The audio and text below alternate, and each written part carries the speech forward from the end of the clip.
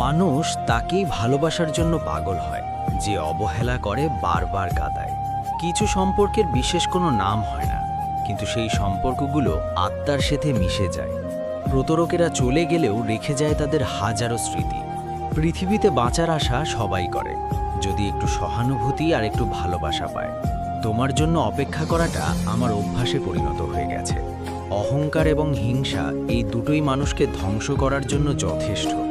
প্রতিটা মেয়েকে তার সংসারে টিকে থাকার জন্য প্রতিনিয়ত যুদ্ধ করে যেতে হয়, না হয় পরিবারের সাথে, না হয় নিজের সাথে।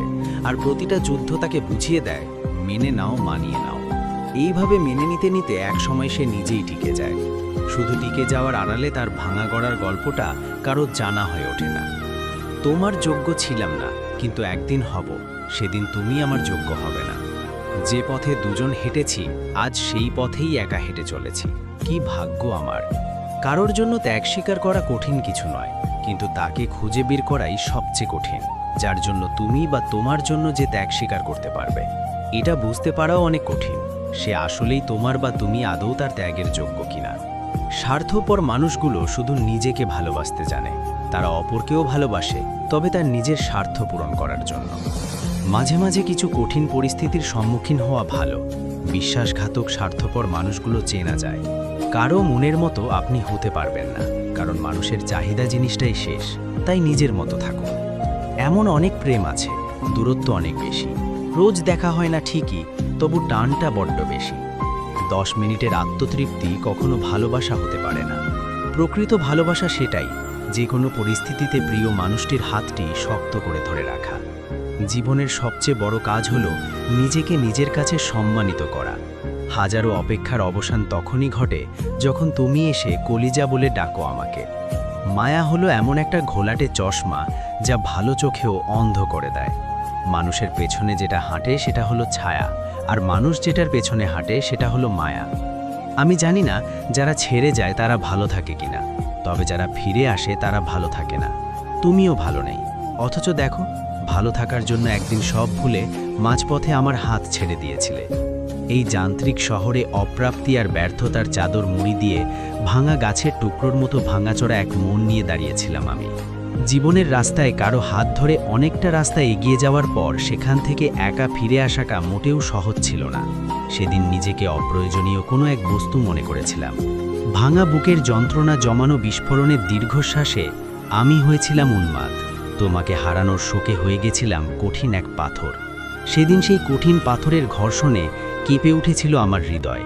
তুমি হারানোর আর্তনাদ ভারী হয়েছিল আমার শহর। এখনও রোজ রাতে প্রিয় হারানোর আত্মচিৎকারে আমি একাকার হয়ে যাই।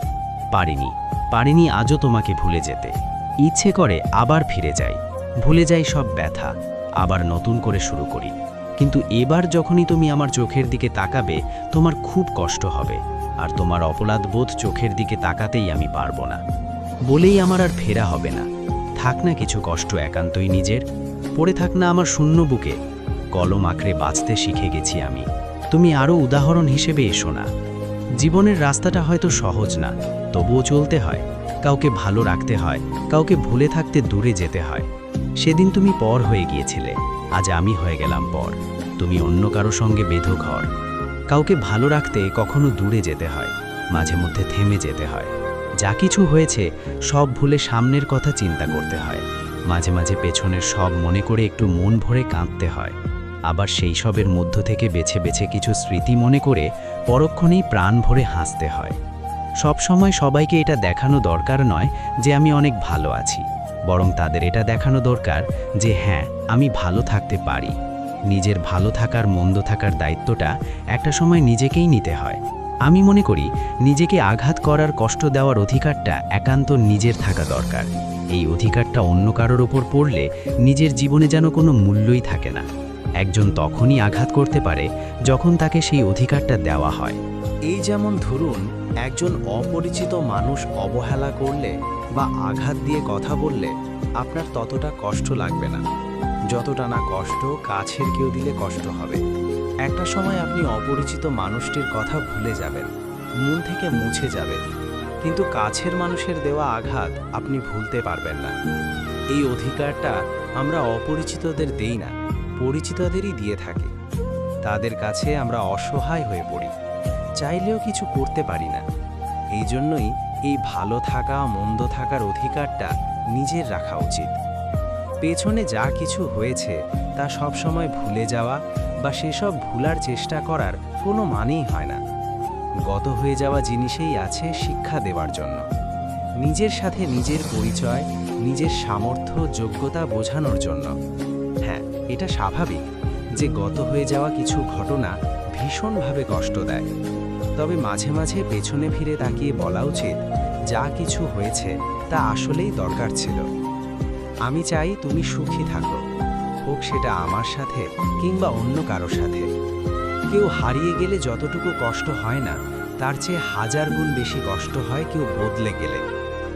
ভালো থাকতে চাইলে সবসময় নিজেকে ব্যস্ত রাখুন, ভালো থাকা শিখে যাবেন। আজও এই বেহায়া মন তোমাকেই ভালোবাসে। ধৈর্য ধরো, মনকে শক্ত করো। বাস্তবতা কি, আজ যার মূল্য তোমার কাছে নেই, কাল হয়তো তাকে সবচেয়ে বেশি প্রয়োজনে পড়বে। বাসা থেকে এক এক করে 7 বার বিয়ে ভেঙে দিয়েছি, তবুও আমি তার মন মতো হতে পারিনি। মনে রেখো, সময় সর্বদা এক অবস্থায় থাকে না। কাউকে ভালোবাসলে সেটা চিৎকার দিয়ে পুরো পৃথিবীকে জানানো যায়, কিন্তু ভালোবাসার মানুষ ছেড়ে চলে গেলে সেই ব্যথা নীরবেই সইতে হয়। শেষবার যখন পরিবারের চাপ বেড়ে যায়, আমি তার সাথে দেখা করে বুকে জড়িয়ে ধরে অনেক কান্নাকাটি করেছি, তবুও আশ্রয় পাইনি। একজন প্রেমিকা হিসাবে আমি কতই না স্বপ্ন দেখেছি তার বধূ হব, মেহেদি রাঙা হাতে তার চুমু খাব। খারাপ সময়ের পরেই আসে ভালো সময়। প্রতিটা মানুষের মনের মাঝে লুকানো কিছু কষ্টের স্মৃতি থাকে, কেউ সেটা প্রকাশ করে, আবার কেউ নীরবে সহ্য করে। দেহের ক্ষতস্থানটা সবাইকে দেখানো যায়, কিন্তু মনের ক্ষতস্থানটা কেউ দেখে না। ছোট্ট একটা সংসার হবে, আমি রমণী হয়ে একটা ঘর স্বপ্নের মতো সাজাবো। প্রিয় মানুষটি যখন কোনো কারণ ছাড়াই অবহেলা শুরু করে, তখন বেঁচে থাকার ইচ্ছেটাই মরে যায়। পারিনি আমি তার মন জয় করতে, না পেরে বাবা মায়ের পছন্দ মতো বিয়ে করেছি। সম্পর্ক কখনো দূরত্বের মাধ্যমে শেষ হয় না, সম্পর্ক শেষ হয় অহংকার, অসম্মান, স্বার্থপরতা আর বিশ্বাসঘাতকতার মাধ্যমে। জীবন হলো পেন্সিলে আঁকা এক ছবির নাম, যার কোনো অংশ রাবার দিয়ে মুছে ফেলা যায় না। এই জগতে তারাই বেশি কষ্ট পায় যারা সরল মনে সবাইকে বিশ্বাস করে যায়। একটু কষ্ট দিয়ে যে মানুষ কেঁদে ফেলে সে একটু সরল মনের মানুষ হয়, আর সরল মনের মানুষ ধোঁকাটা বেশি খায়। আমি কেন বলবো তাকে? যে আমার সাথে কথা বলে সে কি জানে না আমি তাকে ছাড়া থাকতে পারি? যারা নিয়মিত মাসুদ রানা ব্লগ চ্যানেলের ভিডিও দেখেন তাদের প্রতি অফুরন্ত কৃতজ্ঞতা। নতুন বন্ধুরা একটু সাবস্ক্রাইব করে নিন প্লিজ।